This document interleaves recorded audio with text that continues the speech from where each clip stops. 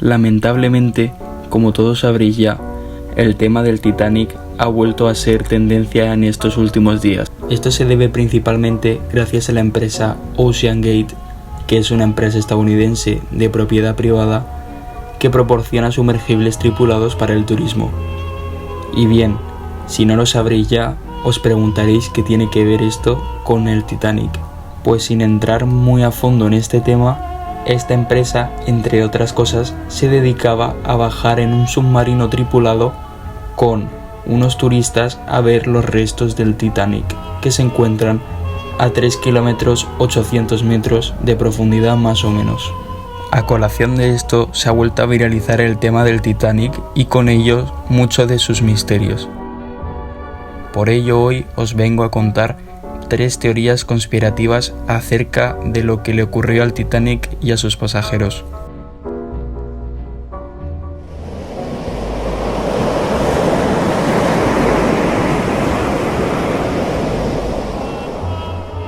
Corría el año 1906 y 1907 en Inglaterra. Para aquel entonces existía una gran rivalidad entre dos empresas que se dedicaban a la fabricación de buques y cruceros de pasajeros. Por un lado tenemos a nuestra empresa protagonista, que es la White Star Line, financiada por JP Morgan, que era un empresario y banquero importante de los Estados Unidos. Por otro lado tenemos la competencia directa, como he dicho antes, la Cunard Steamship, la cual había creado los barcos más grandes del mundo y rápidos gracias a una nueva tecnología. Estos barcos eran el Lusitania y el Mauretania. Ante esto, y viendo que no podían competir en velocidad, la White Star Line decidió crear los barcos de clase olímpica, los cuales se basaban principalmente en ser los más grandes y lujosos que habían creado hasta el momento. Se crearon 3 barcos: el Olympic en 1911, que es el hermano pequeño del Titanic, el Titanic, que se creó en 1912, y por último el Britannic, que también, como sus otros 2 hermanos, estaba destinado a ser un barco de pasajeros, pero finalmente corrió otra suerte, ya que cuando se creó en 1915, con el estallido de la Primera Guerra Mundial, la Royal Navy lo requisó y lo usó como barco hospitalario en dicha guerra.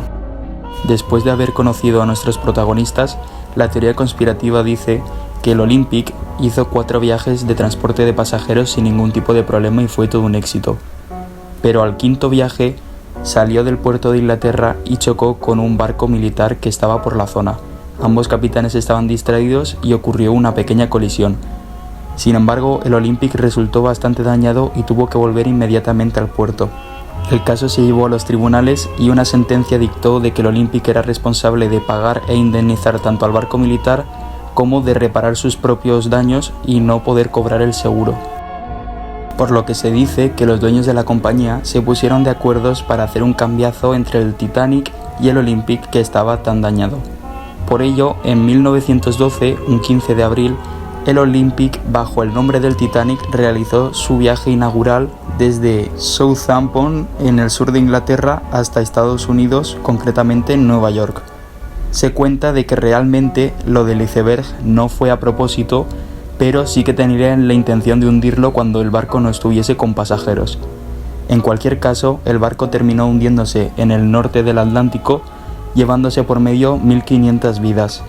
Por ello se dice de que realmente el barco que se hundió fue el Olympic, que era muy semejante al Titanic, y con ello querían intentar cobrar el seguro y poder construir un barco nuevo. De hecho, según esta teoría, el verdadero Titanic enmascarado de Olympic habría estado navegando por 24 años más hasta que finalmente fue desguazado.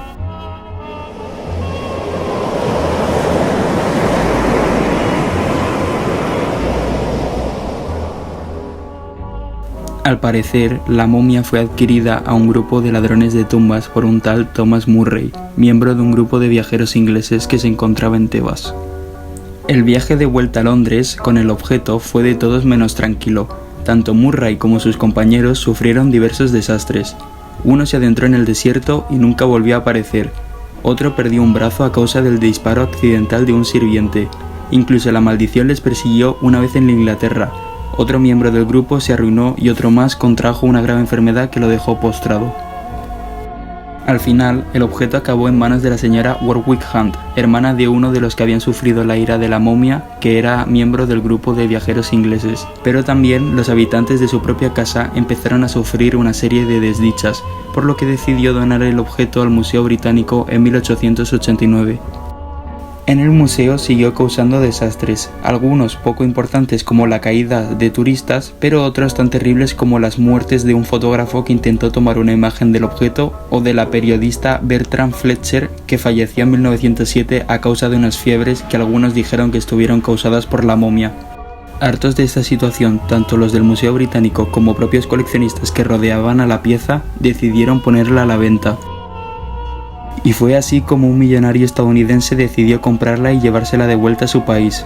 Por ello, y como todos estáis pensando, efectivamente aquel millonario decidió llevar su momia a Estados Unidos en barco.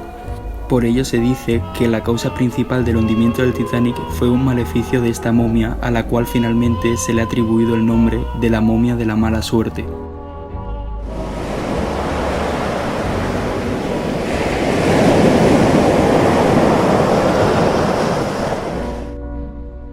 Un barco pesquero de bandera noruega que navegaba por el Atlántico Norte el 24 de septiembre de 1990 descubrió al sudoeste de Islandia a una joven sentada temblando en un iceberg. El capitán decidió ir en su rescate y al subir al buque la mujer dijo llamarse Winnicott, mientras preguntaba sin cesar qué había pasado con los demás pasajeros del Titanic.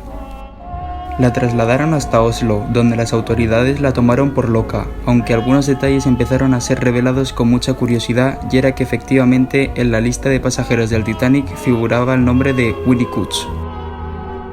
Pero por si eso fuese poco, además la joven lucía una vestimenta acorde con la moda de inicios del siglo XX. Además, un año después, se vivió un caso similar cuando otro buque noruego que efectuaba investigaciones marítimas descubrió a unos 600 kilómetros al sudeste de Islandia a un hombre de edad avanzada con uniforme de White Star Line, la empresa que tenía la propiedad del Titanic y que había declarado la quiebra en 1934. Al igual que la chica, fue llevado a Oslo y le hicieron un análisis dactiloscópico que arrojó que coincidía con el capitán del Titanic, Edward Smith. Rápidamente, las dudas estallaron entre los investigadores que comenzaron a evaluar qué había sucedido con estas personas. En especial porque la historia oficial indica que el capitán había muerto en la tragedia a bordo del Titanic, mientras que en el caso de Winnicott, aunque se sabe que sobrevivió, los registros indican que falleció en 1960. Muchos más misterios han habido alrededor y han englobado toda la tragedia del Titanic, así que si quieres oír algunos más, déjamelo saber en los comentarios. En cualquier caso, ¿qué te ha parecido a ti? ¿Crees que serán verdad o simplemente serán ficción?